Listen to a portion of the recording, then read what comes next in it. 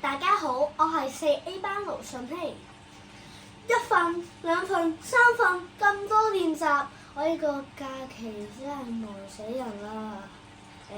我最近學識咗一個新方法喎，你可以叫佢一個 X 先生或者一個 X 小姐。X 先生有咩好處呢？佢可以幫我哋喺日常生活裏面解決難題。佢嘅步驟係咩？分為3步。第一步就係將問題要求嘅數值設為 X， 例如 X 個、X 元等。第二步就係根據題目嘅要求列出等式。第3步就係解題求 X 嘅答案。咁我哋俾個例子你哋啦。首先，我哋要分為3個步驟。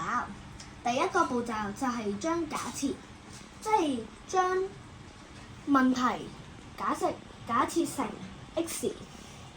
咁第二步驟就係等式。等式好重要嘅，等式即係橫式，橫式錯咗，答案都會自然會錯㗎啦。咁答案就係將假設嗰句寫落嚟，但係個答案就要寫出嚟啦。首先，佢問小希買咗10條金魚同埋5隻龜，共用咗95蚊。已經知道一條金魚6蚊，咁請問一隻龜幾錢呢？咁我哋將假設一隻龜係 X 元。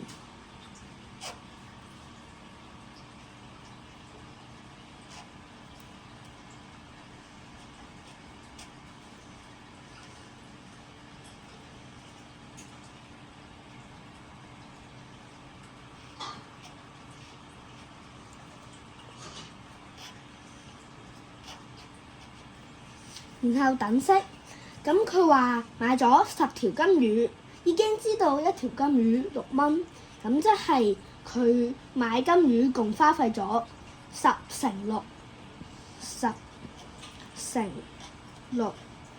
咁佢話用咗5隻龜，但係佢唔知龜幾錢，所以就係5x， 就等於咁佢嘅總數係95，即係佢共用咗買10條金魚同埋5隻龜嘅錢，咁就等於95啦。咁一步一步慢慢嚟。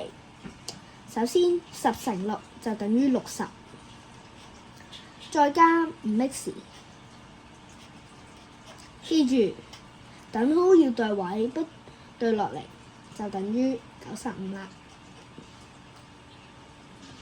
咁然後記住喎，將未知數嘅擺喺等號嘅左邊，將已知數嘅就擺喺等號嘅右邊，即係5x 就等於95減60啦。咁5x 就等於35啦。咁最後佢問你一隻龜唔係5隻龜喎，所以就要將5冇咗去擺喺後面，即係 x 就等於35。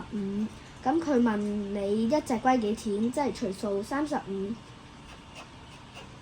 除5，即係 x 就等於7啦。咁最後答案就係一隻龜。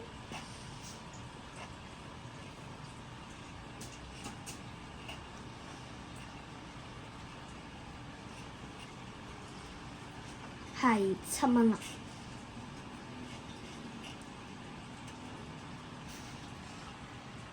係咪？你哋學識咗未啊？